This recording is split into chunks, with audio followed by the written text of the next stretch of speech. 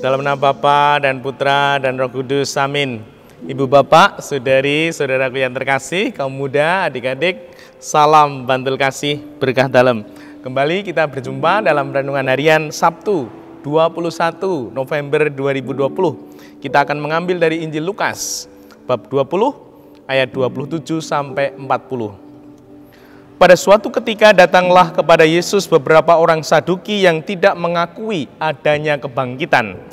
Mereka bertanya kepada Yesus, "Guru, Musa menulis untuk kita perintah ini. Jika seorang mempunyai saudara laki-laki mati meninggalkan istri tetapi tidak meninggalkan anak, maka saudaranya harus kawin dengan wanita itu dan membangkitkan keturunan bagi saudaranya. Ada 7 orang bersaudara. Yang pertama kawin dengan seorang wanita lalu mati tanpa meninggalkan anak.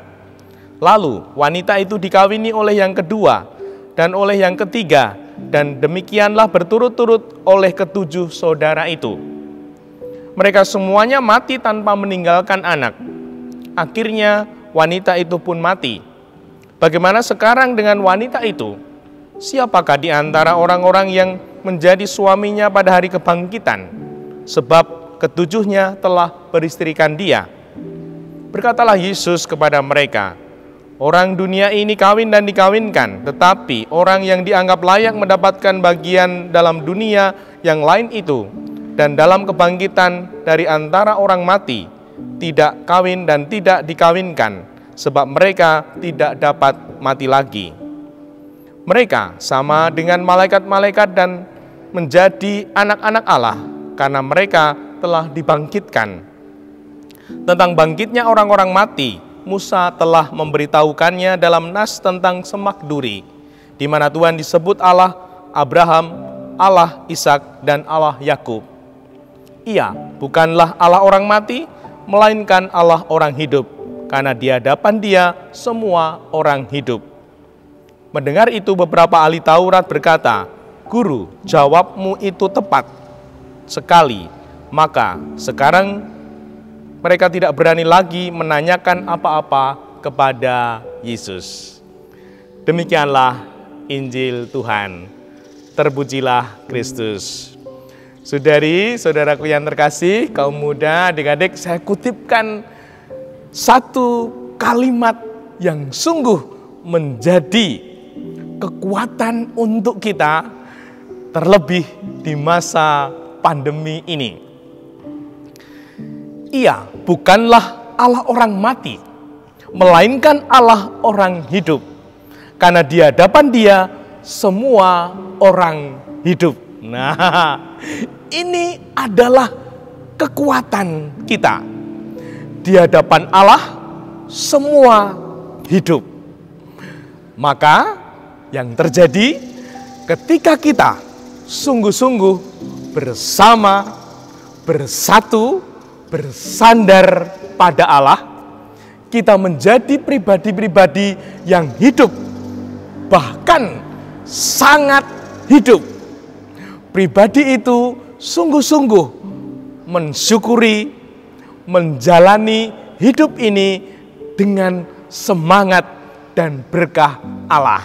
Itu terjadi dengan tanda-tanda dia begitu semangat, punya niat yang besar menjalani hidup ini. Maka pribadi-pribadi yang bersatu bersama Allah ini kelihatan. Dia ini lincah. Lalu dia ini juga sungguh-sungguh senang untuk beraktivitas, untuk melayani, dan juga dia ini tidak mudah lelah. Nah, ini tanda yang paling bagus. Ketika orang yang bersatu dengan Allah mendapatkan energi Allah, dia tidak mudah lelah, tidak mudah mengeluh. Nah, ini bisa dicek. Kalau kita sebagai pribadi ini sungguh-sungguh merasa bersatu, bersama, bersandar pada Allah, salah satunya ketika kita menjalani hidup ini tidak mudah lelah. Memang lelah, namun tidak merasa lelah. Dia sungguh-sungguh semangat dan selalu berapi-api menjalani kehidupan ini. Sehingga ada ungkapan, tinggal dalam Allah dan berbuah. Nah, ini seperti ajakan keuskupan kita. Tinggal dalam Allah dan berbuah. Karena dia bersuka cita, karena dia merasakan kekuatan Allah, maka hidupnya sungguh berbuah. Nah, kalau kita mudah lelah, mudah mengeluh, ada kemungkinan persatuan, kebersamaan, bersandar kita kepada Allah belum baik. Dengan kata lain, kita masih egois. Kita masih mementingkan diri sendiri, sehingga kekuatan Allah tidak menjadi kekuatan yang membuat kita sungguh-sungguh berdaya. Semoga hidup kita bersatu, bersama, dan bersandar pada Allah, sehingga hidup kita berbuah, terlebih di masa pandemi ini. Dimuliakanlah Tuhan kini dan sepanjang masa. Salam Bantul Kasih, berkah dalam nama Bapa, Putra, dan Roh Kudus. Amin.